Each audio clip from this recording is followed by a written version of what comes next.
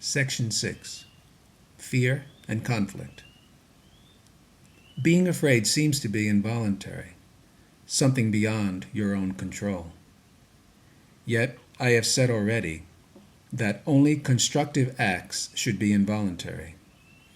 My control can take over everything that does not matter, while my guidance can direct everything that does, if you so choose. Fear cannot be controlled by me, but it can be self-controlled.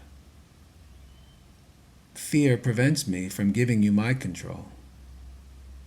The presence of fear shows that you have raised body thoughts to the level of the mind.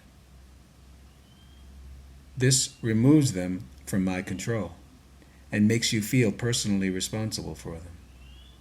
This is an obvious confusion of levels. I do not foster level confusion, but you must choose to correct it. You would not excuse insane behavior on your part by saying that you could not help it. Why should you condone insane thinking? There is a confusion here that you would do well to look at clearly. You may believe that you are responsible for what you do, but not for what you think. The truth is, you are responsible for what you think, because it is only at this level that you can exercise choice. What you do comes from what you think.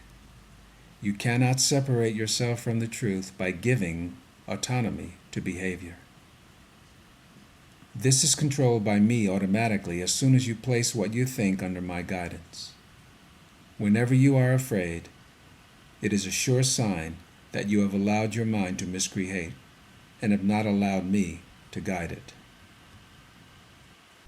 It is pointless to believe that controlling the outcome of misthought can result in healing. When you are fearful, you have chosen wrongly. That is why you feel responsible for it. You must change your mind, not your behavior. And this is a matter of willingness. You do not need guidance except at the mind level. Correction belongs only at the level where change is possible. Change does not mean anything at the symptom level, where it cannot work. The correction of fear is your responsibility. When you ask for release from fear, you are implying that it is not. You should ask instead for help in the conditions that have brought the fear about. These conditions always entail a willingness to be separate. At that level, you can help it.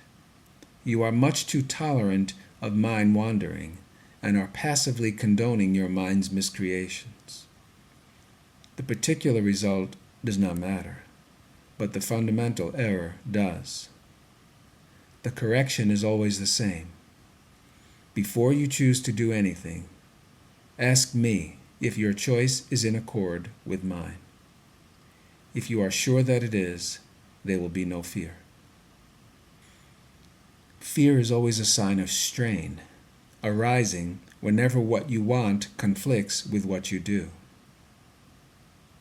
This situation arises in two ways. First, you can choose to do conflicting things, either simultaneously or successively. This produces conflicted behavior, which is intolerable to you because the part of the mind that wants to do something else is outraged.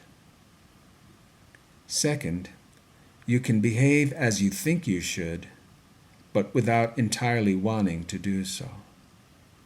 This produces consistent behavior, but entails great strain. In both cases, the mind and the behavior are out of accord, resulting in a situation in which you are doing what you are not wholly wanting to do. This arouses a sense of coercion that usually produces rage, and projection is likely to follow. Whenever there is fear, it is because you have not made up your mind. Your mind is therefore split, and your behavior inevitably becomes erratic. Correcting at the behavioral level can shift the error from the first to the second type, but will not obliterate the fear. It is possible to reach a state in which you bring your mind under my guidance without conscious effort, but this implies a willingness that you may not have developed as yet. The Holy Spirit cannot ask more than you are willing to do. The strength to do so comes from your undivided decision. There is no strain in doing God's will as soon as you recognize that it is also your own. The lesson here is quite simple, but particularly apt to be overlooked. I will therefore repeat it, urging you to listen. Only your mind can produce fear. It does so whenever it is conflicted about what it wants, producing inevitable strain because wanting and doing are discordant. This can be corrected only by accepting a unified goal. The first corrective step in undoing the error is to know first that the conflict is an expression of fear. Say to yourself that you must somehow have chosen not to love, or the fear could not have arisen. Then, the whole process of correction becomes nothing more than a series of pragmatic steps in the larger process of accepting the atonement as the remedy. These steps may be summarized in this way. Know first that this is fear. Fear arises from a lack of love. The only remedy for lack of love is perfect love. Perfect love is the atonement. I have emphasized that the miracle, or the expression of atonement, is always a sign of respect from the worthy to the worthy. The recognition of this worth is reestablished by the atonement. It is obvious, then, that when you are afraid, you have placed yourself in a position where you need atonement.